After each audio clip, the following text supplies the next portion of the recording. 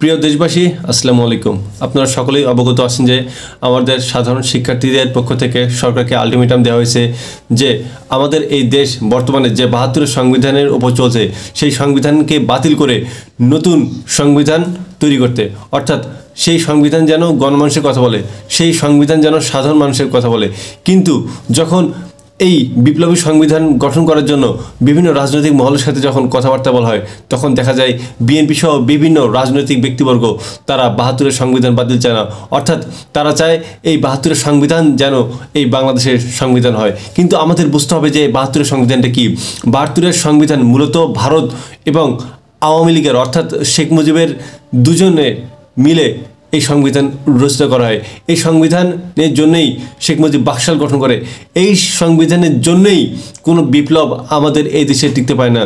এই সংবিধানের জন্যই আমাদের এই দেশে কোনো সরকার গণতন্ত্র পন্থা অবলম্বন করে না। এই সংবিধানের জন্যই আমাদের দেশে গণতন্ত্র প্রতিষ্ঠা হয় না। এই সংবিধানের জন্যই গুম খুন হত্যার রাজনীতি আমাদের দেশে এখনও চলছে।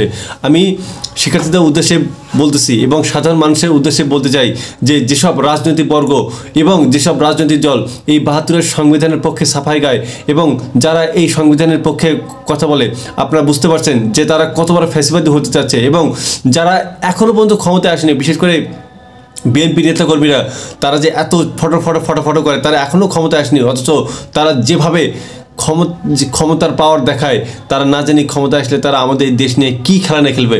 এক ফ্যাসিবাদকে বিদায় করছি, আর এক ফ্যাসিবাদকে জায়গা দেওয়ার জন্য নয়। আমি বারবার আপনাদেরকে উদ্দেশ্যে বলছি যে এই বিএনপি যে বাংলাদেশে যে কর্মকাণ্ডগুলো করতেছে, এগুলো মেনার মতো নয়। এরা চাঁদাবাজি আবার শুরু করছে, এরা হত্যা আবার শুরু করছে, এরা রাহাজানি আবার শুরু করছে।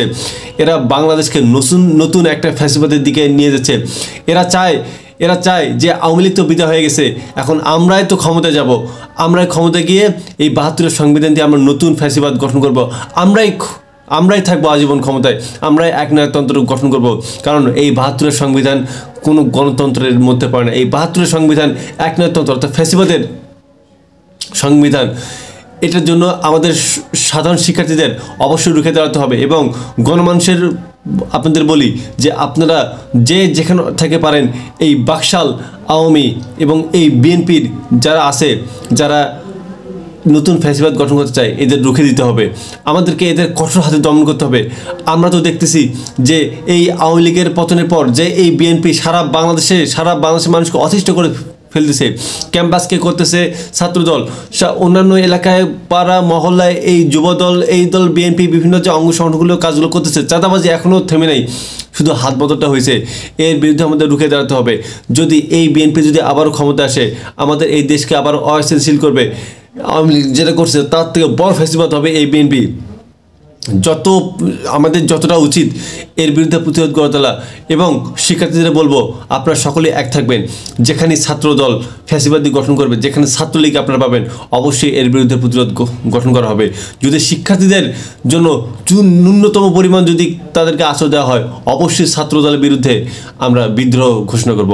ছাত্রলীগ গেছে যে পথে, ছাত্রদল যাবে সেই পথে। শুধু এরা না, সারা বাংলাদেশে বিএনপির যে চাঁদাবাজি, যেখানে দেখবেন এই চাঁদাবাজি করছে, সেখানে তাদের হাত গুড়িয়ে দেবেন। এবং যারা এই ফ্যাসিবাদের দোসর, আপনারা বুঝতে পারছেন যেসব এই বিএনপির সিনিয়র নেতারা এবং অন্যান্য দলের নেতারা, যারা যেমন সিপিবি, তবে গণতন্ত্র মঞ্চ, যারা ৭২ সংবিধানের পক্ষে সাফাই গায়, বুঝতে হবে যে তারা আসলে কার দালাল, বুঝতে হবে যে তারা আসলে কী চায়। এই বুড়ো খাটাসরা আমাদেরকে ধ্বংস করে দিছে, আবার নতুনভাবে আমাদের দেশটাকে যতটুকু আছে সেটা ধ্বংস করতে চায়। এদের বিরুদ্ধে আমাদের কঠোর থেকে কঠোর ভূমিকা পালন করা উচিত। আমরা ভুলে যাব না যে এই জুলাই মাসে কত রক্তের বিনিময়ে আমরা এই দেশটাকে স্বাধীন করেছি। আমরা ভুলে যাইনি এখনও যে আমরা আমাদের কত ভাই বোনকে হারিয়েছি। আমরা এখনও ভুলে যাইনি যে এই ফ্যাসিবাদের আমলে কত মা বোন ধর্ষণ হয়েছে, কত মানুষ কেউ ভোট দিতে পারেনি, কত মানুষ কত সন্তান তার বাবাকে হারিয়েছে, তার মাকে হারিয়েছে, কত মানুষ হত্যা রাহাজানির শিকার হয়েছে। একটা মানুষ তার বিচার পায়নি। আমরা কেউ ভুলে যাইনি, আমরা ভুলবো না। আমরা অবশ্যই আমরা আমাদের যেসব সহযোদ্ধা ভাইরা যাদের রক্তের বিনিময়ে আমরা এই দেশ স্বাধীন করেছি, আমরা এই স্বাধীনতা তাদের এই রক্তের সাথে বেইমানি করব না। এই স্বাধীনতাকে আমাদের ধরে রাখতে হলে অবশ্যই এই ফ্যাসিবাদ আওয়ামী লীগকে বিদায় করেছি, এই বিএনপিকে বিদায় করতে হবে। এরা এই পরিবারতন্ত্র আওয়ামী লীগ বিএনপি, এই পরিবারতন্ত্র দুই দল এরা কখনই মানুষের জন্য কাজ করেনি। এরা সবসময় চেষ্টা করেছে এরা শুধুমাত্র নিজের ক্ষমতায়নের জন্য। এই যে মানুষগুলো বিএনপিগুলো এখন যাদের দেখছেন বিএনপিগুলো, এরা কয়েক নাই করতো আওয়ামী লীগ, এখন তারাই করে বিএনপি। এক পরিবারে দেখবেন কেউ করে আওয়ামী লীগ, কেউ করে বিএনপি। এরা কি করবে বলুন, এরা কি করবে? অথচ আমরা দেখেছি যে এই বিগত শাসনামলে আওয়ামী লীগ বিএনপির উপর কী নির্যাতন চালাচ্ছে। এদের ন্যূনতম লজ্জা আছে বিএনপির? এত পরিমাণ নির্যাতন করার পরেও এরা আবার আওয়ামী লীগের সাথে হাত মিলায়। দেখবেন যে ক্যাম্পাসকে অস্থিতিশীল করার জন্য ছাত্রদল বা ছাত্রলীগের সাথে হাত মিলাবে। এরা এতটা জঘন্য, এরা নিজের ক্ষমতার জন্য এদের নিজের মা বোনকেও এরা অন্যের কাছে পাঠিয়ে দেবে, এতটা জঘন্য। এরা কত বড় জঘন্য আসলে সেটা মানে বলা নেই।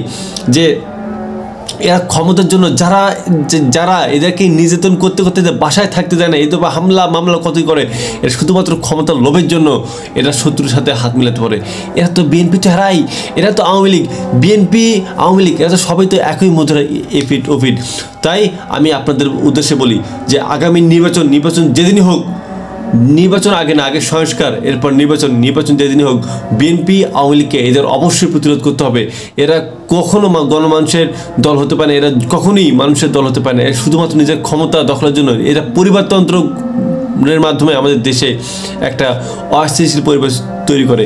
না বিএনপি থাকাকালীন আমাদের দেশ শান্তি ছিল, না আওয়ামী লীগ থাকাকালীন আমাদের দেশ শান্তি ছিল। পুরো এক অশান্তির একটা জাহান্নাম তৈরি করে এরা যখন ক্ষমতা আসে। এই পরিবারতন্ত্রে এবার যদি বিএনপি যদি আসে, এই পরিবারতন্ত্র এর মাধ্যমে আবার দেশকে আমাদের উত্তর কোরিয়া বানিয়ে দেবে। আমরা চাই না আমাদের এই স্বাধীন ভূখণ্ডে আর কোনো ফ্যাসিবাদ জন্ম হোক। আমাদের অবশ্যই নতুনভাবে ভাবতে হবে, আমাদের অবশ্যই নতুনভাবে এই দেশকে গড়তে হবে। ইনকিলাব জিন্দাবাদ।